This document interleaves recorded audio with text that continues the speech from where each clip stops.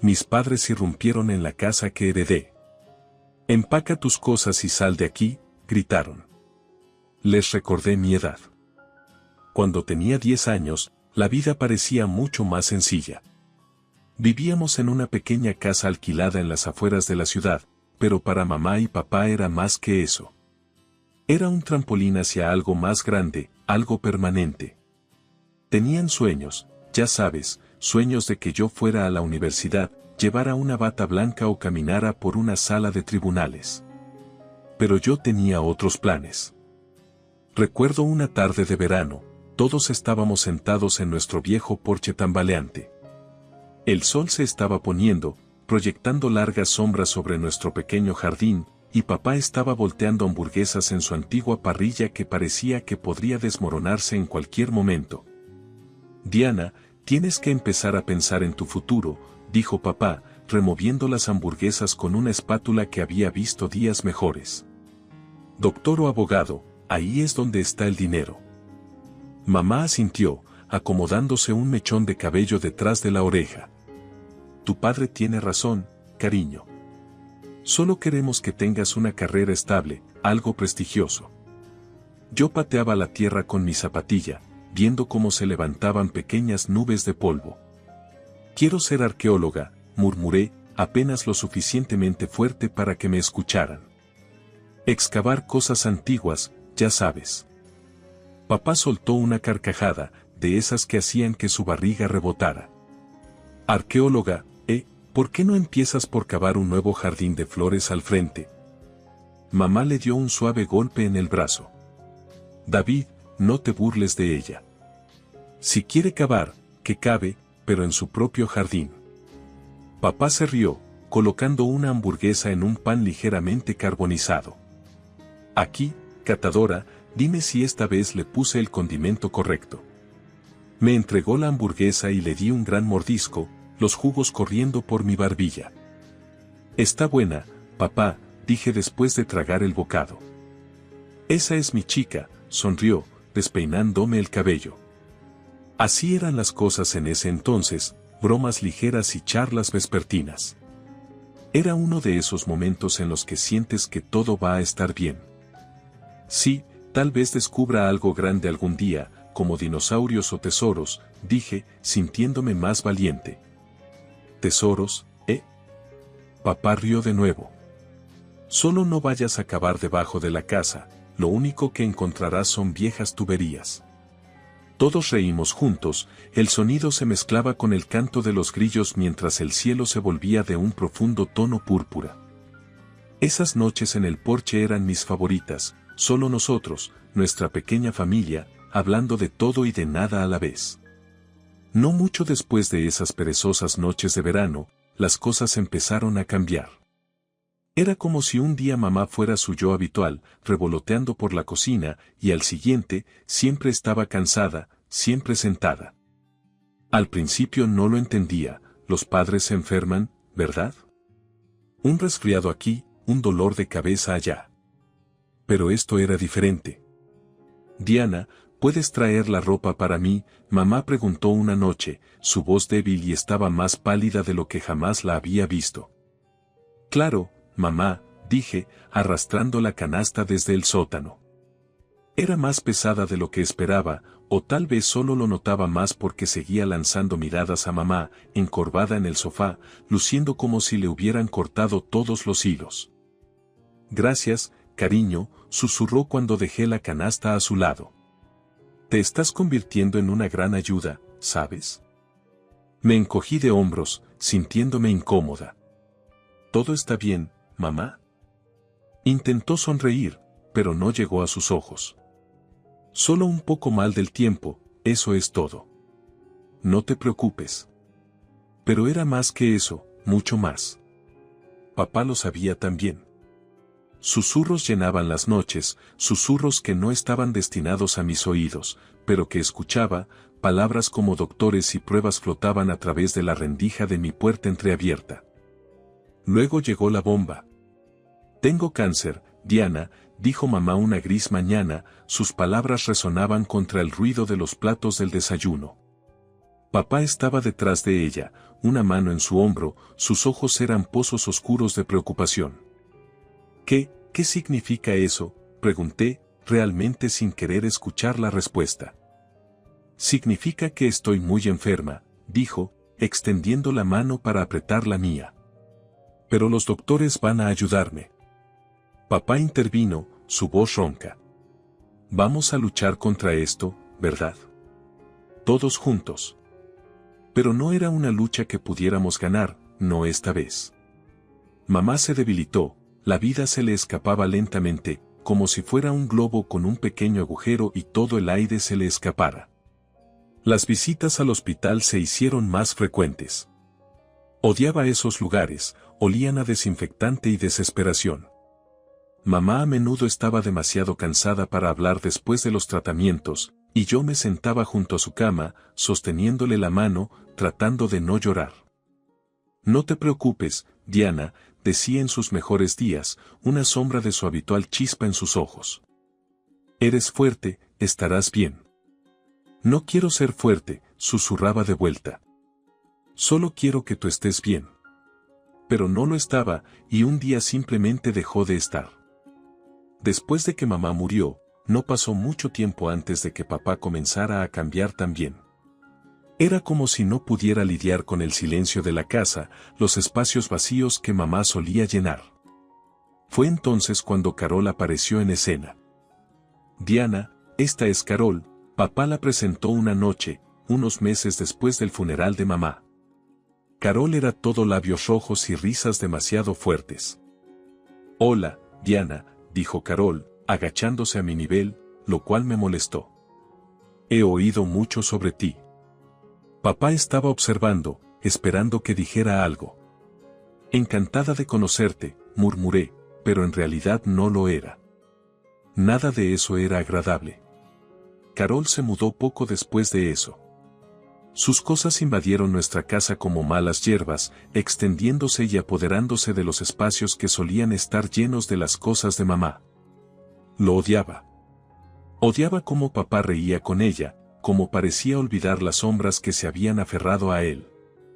La vida con Carol comenzó con pequeñas molestias, de esas que podrías ignorar al principio, pero pronto se acumularon, pesándote. Noté sus comentarios sutiles justo después de la boda. Era como si un interruptor se hubiera activado. Una mañana, mientras me preparaba para ir a la escuela, no pude encontrar mi suéter azul favorito. Revolví mis cajones, lanzando ropa a diestra y siniestra, frustrada. Entré furiosa en la cocina, donde Carol estaba tomando su café, luciendo demasiado complacida consigo misma. ¿Has visto mi suéter, el azul?, pregunté, tratando de mantener mi voz firme. Carol levantó la vista, sus ojos entrecerrados. «Oh, ¿esa cosa vieja?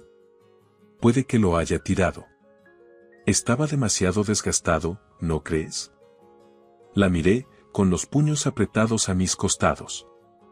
Era mi favorito. Mamá me lo dio. Se encogió de hombros, volviendo a su revista. Necesitas madurar, Diana. Deja de aferrarte a trapos.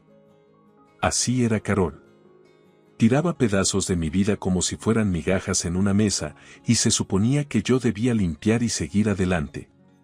Durante las comidas, comencé a notar que mi comida tenía un sabor extraño. Mi sopa siempre estaba demasiado salada y mis vegetales empapados. Una noche, finalmente lo escupí allí mismo en la mesa. «Papá, esto sabe horrible», exclamé, apartando mi plato. Los ojos de Carol brillaron con algo oscuro, pero papá no se dio cuenta. Miró de mí a Carol y luego de vuelta a mí. Ahora, Diana, Carol ha estado de pie cocinando todo el día. Pide disculpas. Eso es grosero. Miré hacia abajo a mi plato, mordiéndome la lengua para no llorar. Lo siento, murmuré, sin sentirlo realmente. Luego estaba mi ropa. Carol me llevó de compras un fin de semana, y cada artículo que eligió fue un desastre. Todo era demasiado grande, los colores apagados. Estos te durarán más a medida que crezcas, dijo, empujando una pila de camisas y pantalones demasiado grandes en mis brazos en la caja. Me probé uno de los conjuntos para el primer día de vuelta a la escuela. Parecía ridícula, las mangas colgando más allá de mis manos, los pantalones sueltos y tropezándome. Los chicos en la escuela no lo dejaron pasar. «Hey, espantapájaros, Halloween ya pasó», se burlaron mientras caminaba, mis mejillas ardiendo de vergüenza. Llegué a casa ese día, tiré la ropa al suelo y grité, «No puedo usar esta ropa más en la escuela». Carol, siempre acechando como si no tuviera nada mejor que hacer, llamó desde la sala. «Usarás lo que compramos y punto. Deberías estar agradecida». Una noche, intenté de nuevo hablar con papá. Lo encontré en el garaje, trasteando con una vieja radio que había encontrado en una venta de garaje. «Papá, ¿podemos hablar?», me aventuré, viendo sus manos moverse sobre los cables. No levantó la vista. «Claro, pequeña, ¿qué pasa?». «Es Carol. Ella no es amable conmigo cuando no estás». Ahí lo había dicho. Mi corazón latía con fuerza, esperando que él viera la verdad. Papá dejó de hacer lo que estaba haciendo, finalmente levantando la vista, pero la expresión en su rostro no era la que había esperado. Sus cejas se fruncieron y su voz fue severa. «Diana, Carol está haciendo su mejor esfuerzo. Necesitas darle una oportunidad. Deja de inventar cosas». ¿Inventar cosas? Mi propio padre no me creía. «Pero papá». «No hay peros. No quiero escuchar más estas tonterías».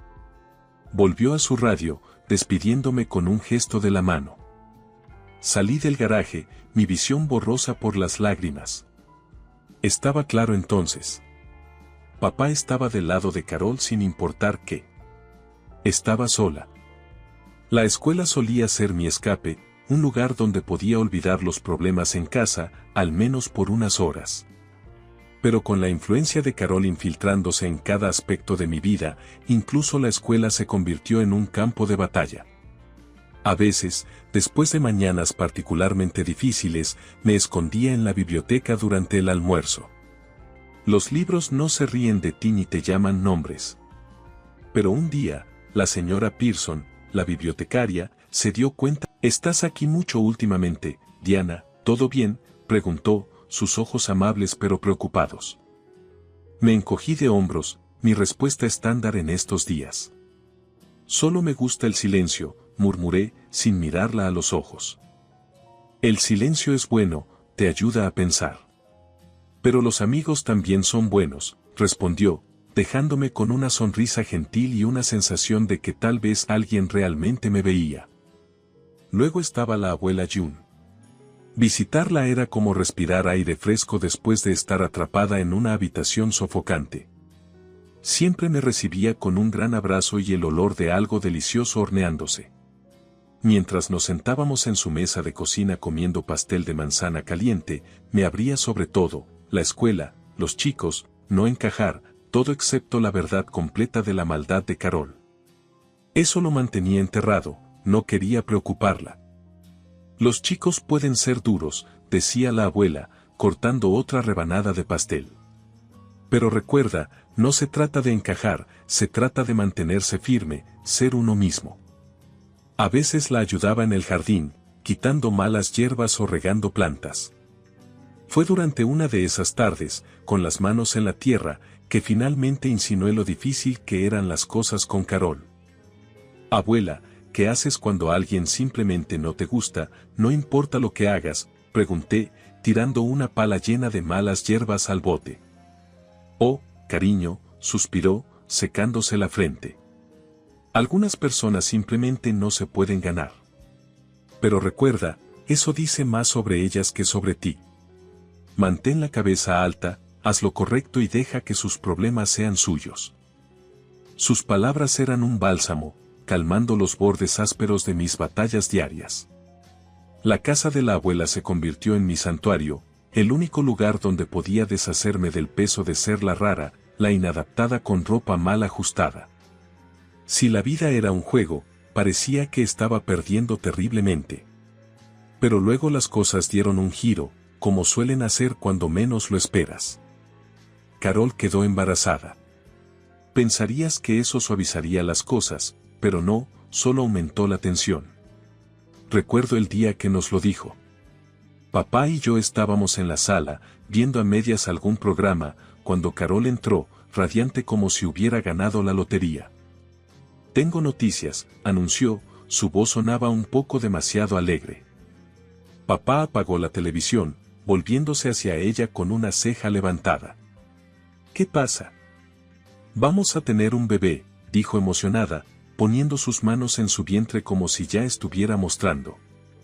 Papá, bueno, parecía que alguien le hubiera dado un golpe en la cabeza, pero luego comenzó a sonreír, realmente sonreír.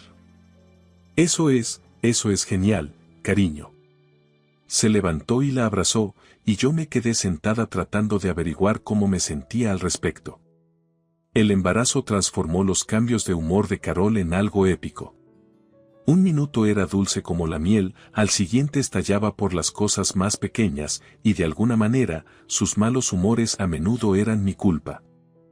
Luego sucedió el aborto espontáneo. Fue un shock incluso para mí. Carol estaba devastada, y en realidad sentí pena por ella, por ambos, hasta que ella lo torció en algo feo. Es estresante vivir con ella, la escuché decirle a papá una noche. El estrés es malo para el embarazo. Fue demasiado. Sus palabras me dolieron como una bofetada.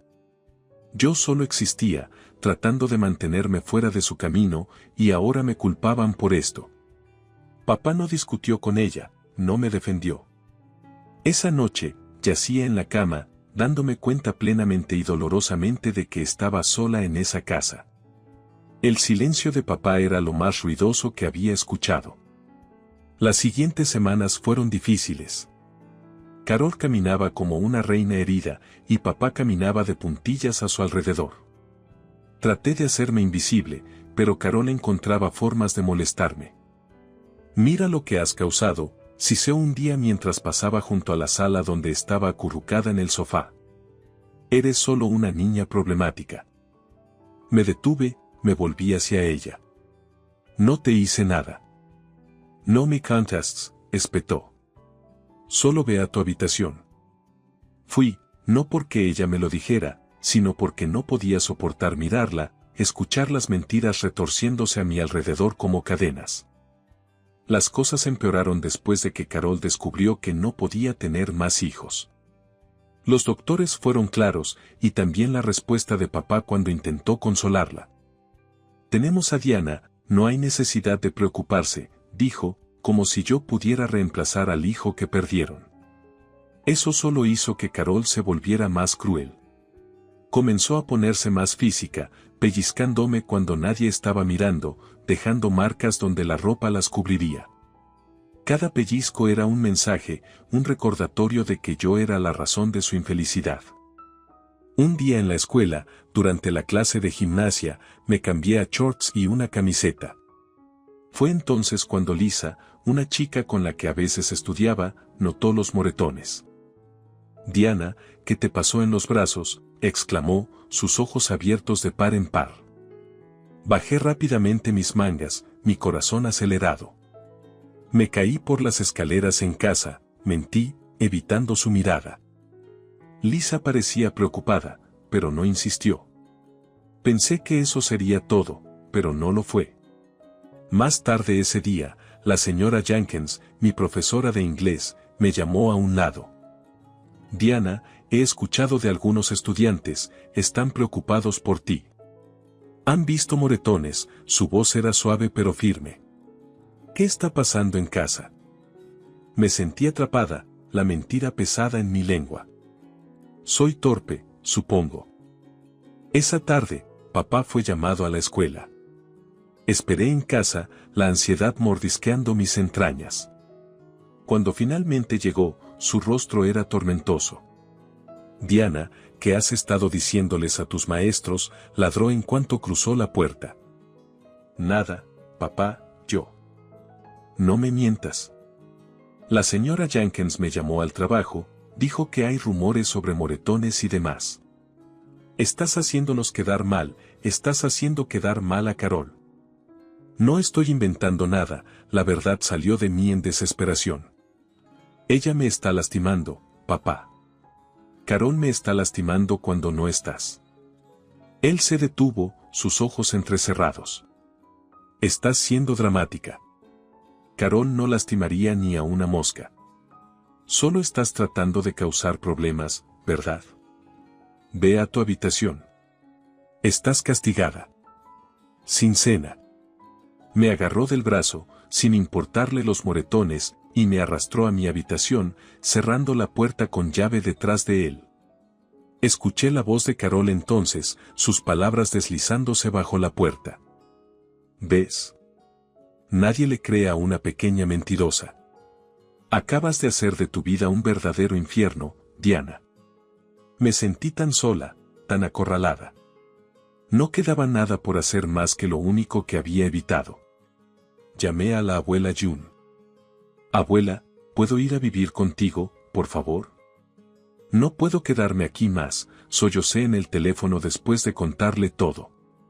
Hubo una pausa, un pesado silencio, luego, por supuesto, cariño. Estaré allí tan pronto como pueda. Debió haber conducido como el viento porque no pasó mucho tiempo antes de que estuviera en la puerta.